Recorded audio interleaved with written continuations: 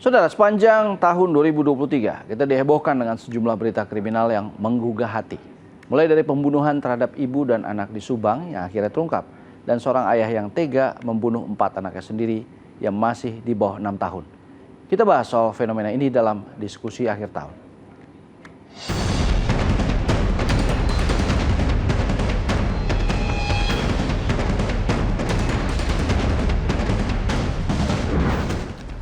Entah apa yang ada di benak para pelaku pembunuhan, apalagi yang dibunuhnya ini bukan orang jauh melainkan darah dagingnya sendiri. Motifnya pun beragam, mulai dari harta hingga orang ketiga dalam rumah tangga. Apakah pembunuhan seperti ini menyelesaikan masalah? Dan apa yang membuat mereka juga tega?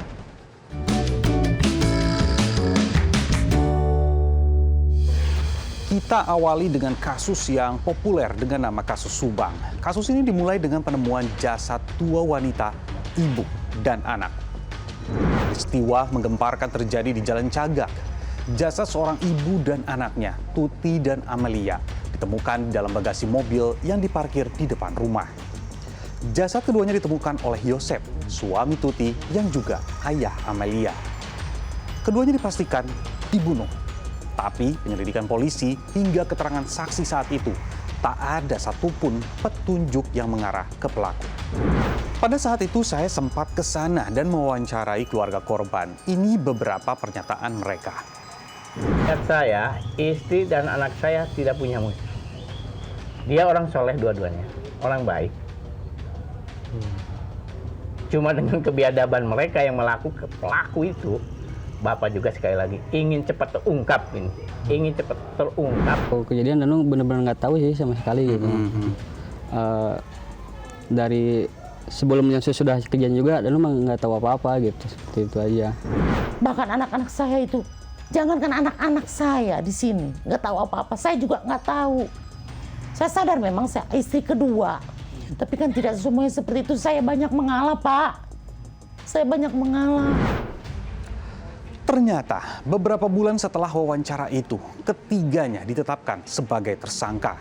Yosep, suami korban, diduga telah membunuh istri dan anaknya karena persoalan uang.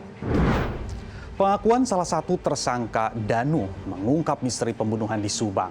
Dalam rekonstruksi, tersangka Yosep memperagakan sejumlah adegan bersama dengan Danu, mulai dari warnet, warung pecel lele, hingga TKP utama. Motif pembunuhan ternyata masalah materi. Itu kasus Subang. Hampir semua sudah terungkap, tinggal kita tunggu di meja hijau. Nah, yang ini juga miris. Ayah dengan teganya membunuh anak kandungnya di ibu kota. Ia penyayat hati, tidak hanya 1, tapi 4 anak kandungnya secara bergiliran. Ini adalah awal mula kasusnya. 4 orang anak ditemukan tewas di dalam kamar rumahnya di Jagakarsa, Jakarta Selatan. Penemuan jasad 4 orang anak ini mengagetkan warga sekitar. Apalagi keempatnya ditemukan dalam kondisi terkunci di dalam kamar. Dari penyelidikan polisi, terduga pelaku pembunuhan adalah ayah keempat anak yang tewas. Terduga pelaku ditemukan dalam kondisi terluka karena mencoba bunuh diri.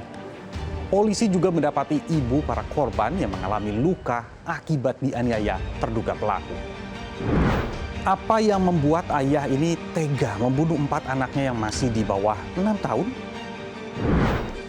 Dari hasil penyelidikan polisi, Panca, pelaku pembunuhan 4 anaknya, bertutur hatinya yang sakit dan cemburu kepada istri jadi alasan Panca bertindak keji. Ya, intinya saya cemburu dengan istri saya karena dia melakukan perselingkuhan. Anda merasa menyesal atas perbuatan yang Anda lakukan? Sangat menyesal sebenarnya. Kenapa saya masih hidup aja sih? Ya, saya juga ikut dengan anak-anak. Dari chat WA, WhatsApp, lalu saya sempat telepon itu paginya, tapi nggak lama diblokir. Terus yang di hari Minggu saya hack Instagram istri saya baru lihat itu secara detail. Ternyata bukan 1 orang aja, ada 3, kisaran 3 orang. Kekesalan kepada istri dilampiaskan kepada anak-anak yang tak berdosa. Bahkan pelaku justru menyesal karena gagal bunuh diri. Sementara tindakan terhadap anak-anaknya tidak dia sesali. Nah, yang membuat miris juga, anaknya menyerempet anak tetangga saat main sepeda. Seorang ayah justru memberi hukuman dengan menganiaya anaknya hingga tewas. Tragisnya aksi ini dilakukan di jalanan depan rumah dan dilihat banyak orang. Aksi penganiayaan ayah terhadap anaknya terekam CCTV di kawasan Muara Baru, Penjaringan, Jakarta Utara. Korban sempat pingsan sebelum akhirnya dilarikan ke rumah sakit. Naas, nyawa bocah 10 tahun itu tidak dapat diselamatkan. Terungkap, kasus ini hanya dipicu korban yang tidak sengaja menyerempet teman sebayanya saat bermain sepeda. Teguran orang tua teman korban sampai ke telinga pelaku yang langsung gelap mata. Hasil otopsi menunjukkan korban mengalami luka parah di kepala usai dianiaya ayahnya. Peringatin juga sama ibu-ibu yang di sekitaran pos RT. Jangan kebut-kebut, cuma tetap dia kebut-kebutan. Akhirnya nabrak salah satu anak warga. Sampai kakinya biru. Terus ibu dari si anak yang ditabrak itu negurnya ke anaknya langsung tapi bukan ke bapaknya. Pas lagi negur si Awan kayak gitu mungkin bapaknya dengar, langsung udah disamperin sama bapaknya. Melihat 3 kasus tersebut, apa yang membuat ayah kandung yang seharusnya menjadi pemimpin dan pelindung keluarga justru tega bertindak keji? Ada kemungkinan si ayah tidak memiliki kemampuan untuk berkomunikasi dengan baik atau tidak bisa mengungkapkan apa yang ada di dalam hatinya, apa yang di dalam pikirannya kepada pasangannya. Kenapa dia terjadi kepada anak?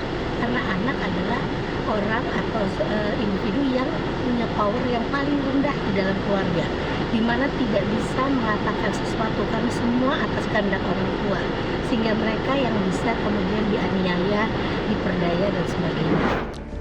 Semua tentu berharap kasus-kasus seperti ini bisa menjadi kasus terakhir. Tidak ada lagi yang menjadi korban pelampiasan orang-orang dewasa, terlebih orang tua mereka sendiri.